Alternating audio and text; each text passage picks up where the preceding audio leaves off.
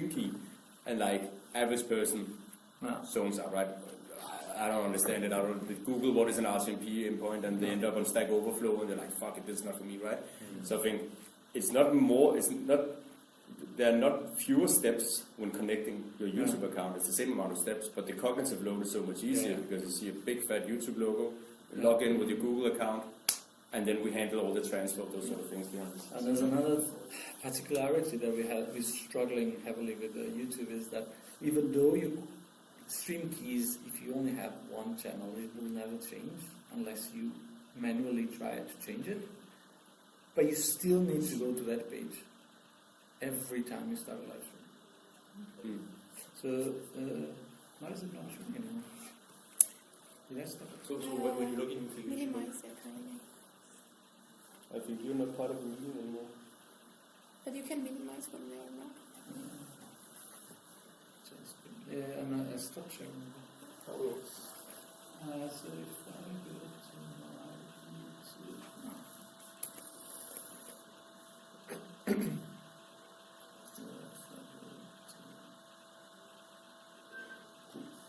So when I create a live stream, so go live, this is the screen you get to. So our live stream already started here. But this is the classic one, if you don't have anything going. So we have a stream key here. Let's even hear them. Paste an encoder. That's what regular people would like. And if you copy this into the our upload video SEO, everything is nice and dandy. You still have to, every time you would like to start a live stream, you still have to go to YouTube and say, start live stream. Just to be in this screen. Because if not, the stream fails silently. That's even worse if we could not find a way to actually understand that something was failing. We were pushing the data to YouTube, and YouTube said, yay, and nothing else. Yeah. So you can start pushing and then start to stream on YouTube and it's working, or you have to do it in a certain order. Yeah. So without, if you're just doing the RCMP, you need to go into this URL every time, but after they connect, it automatically removes this step. Yes. So when I said before that there was not more steps, I was wrong. You're right. Yes. There were more steps, right? And this when you showed the live platform, there was the input field for the keyboard, or did I? Yeah, there was. You could either do the key or connect. Oh, okay. I didn't see the option. I kind of went too fast on it, and it's my fault. So if you go to YouTube, you have in the bottom. Can you hide because it's Yes. visible? So you have connect account. Oh, I see. That's what I meant. And you use stream key. There's Okay. a little bit more advanced, and there's good reasons to use the stream key, but most of the times Okay. And this will be the. so if you connect the account, you have to do that every time you start a stream. No. If you do this, you basically say, okay, you get this, manage your YouTube account. This will allow you to manage your YouTube account. You grant permissions, that's done. Off you go. If you press the use stream key, what happens? So if you press, what happened to my console then? So I use stream key. Then you can actually request a stream key when starting a live stream, and that means that you will have to be on the bits trying to type or copy paste the stream key from somewhere, or you actually say it's always the same stream key, pass it in here. When you connect through the YouTube account, so it's staying, right? Your connection with the social connection, you save your credentials. Do you have a way to know it's already there, so you don't have to do it ever again?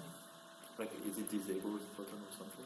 No, you can create multiple times, and there's some reasons to do that as well. So, no, you don't. No, there's nothing good reason to do it. I think it's just that I think there are reasons for having separate YouTube accounts. So, for example, it might be that the club has separate YouTube accounts. Right? There's one for the men's team and one for the women's team. Yeah, I get it. So it just stays there. It's like a one-time setup. But I think it's without knowing, because I was not part of the team back then, but what some of our competitors has done it differently, right? So we link on an account level or on a VO account level, we link to YouTube. Whereas Huddle, when they do live streaming, they link it on the user who is starting the live stream. And it does not link to any company account. Yeah. Just different architecture, different choices, pros and cons. But we always say like it's just on a club level. These are the things you can set up, and this is also fairly recent release. Up until recently, you could only have one YouTube account, but then people would call us up and say like, we have multiple different ones. The men teams have their own following. It also makes sense if you're a pro club, you do have a different account for the pro club and for whatever parents and like you. It's not the same audience, so it's also a way to tackle that. And then I think what the aim here is just to have it be as much a set it and forget it thing, so that when you are on the pitch, screaming kids, 2 minutes to kick off, you have to click as 3 buttons as possible. Okay.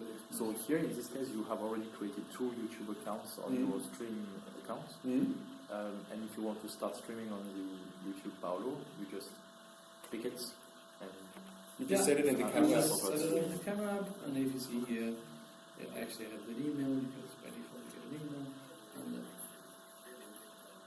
you can see what the kind of stuff you need to do. So it's very much like the club can set up the YouTube accounts and handle all that technicality, and then a coach or a parent or somebody else can just handle the grunt work of starting it. And doesn't necessarily even have to be a member of or have access to that YouTube account. You can just select it because we say to each solar clubhouse we have these associated YouTube accounts. Yeah. And as you remember a little bit before, we talked about overlays and how we don't have scores and stuff like that. So the next challenge for us was how do we add overlays? Because Your Live has overlays on the client side, and now we have a client that we don't control. So we actually debatable if it's the best solution, but we actually created a standalone producer panel.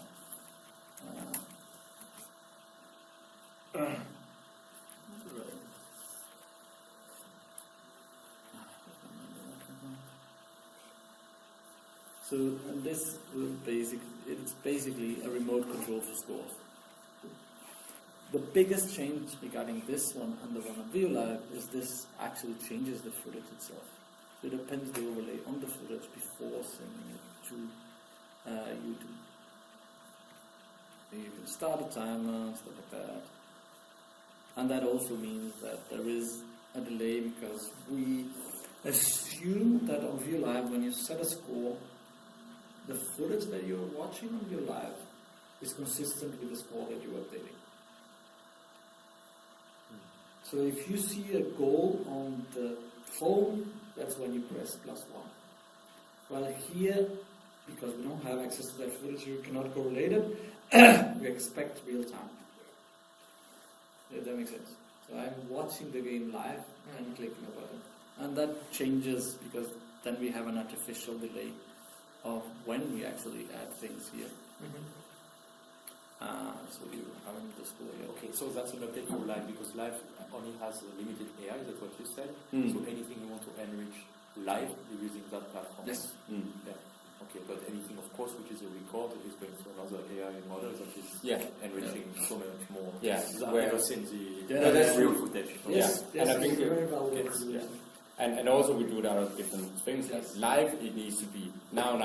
Yeah. Whereas, like whenever we do recordings and it's uploaded and it takes an hour or so, we can queue it up. There's not the time urgency, so it has 2 vastly different requirements as well. Yeah, and the other thing that is relevant is they do not touch each other. So the fact that someone said there was a goal now when it was live, it does not get into the recording, and that is actually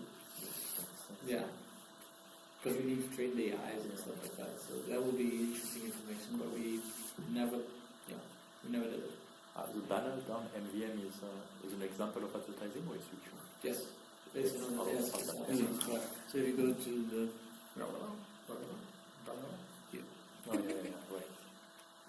Cool. That's most of it. Well, next can we adjust on the live producer? I think that's it.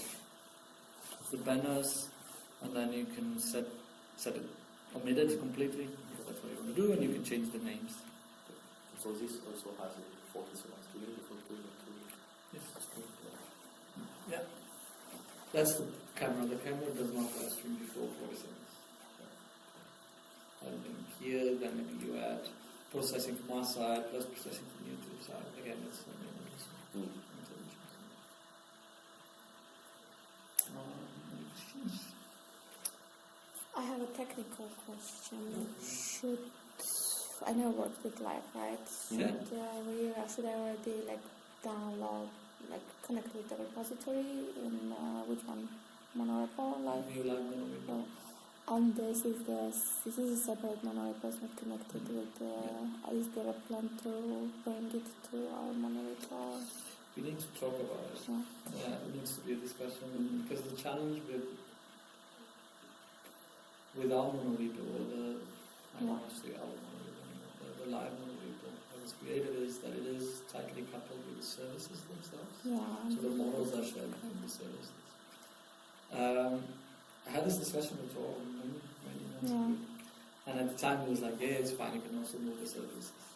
I know Martin doesn't want to move the services. Okay. And I understand why you don't want to move the services, because then you create a big discrepancy between the live services and everything else. So if we cannot move the Python services, well, we're not doing that for sure because the next doesn't support that very well. So there is, if we believe it is more beneficial for us, I think that's the decision we need to do. Is it better for us to share the code with the rest of the frontends, or is it better for us to share the code with the rest of the services? I'm not sure at this point as well how much we're actually going to touch on the live tab itself. That's like the I question. think the scope of this team will be a lot more focused on the recording list. So I'm not sure if it's a problem that we will have soonish. But yes, it is in the back of my mind. I think you're on the same page on this. I think this is the page that we will impact a lot. This and this one. I think this page as well. Oh, that page! Oh my god! Was that a purple call to action? Or was it my side? Who was? Yeah, I think after clicking, yes. Okay. So this page is I well. hate that audience list. You hate it? Yes. Then you're in the right team, my friend.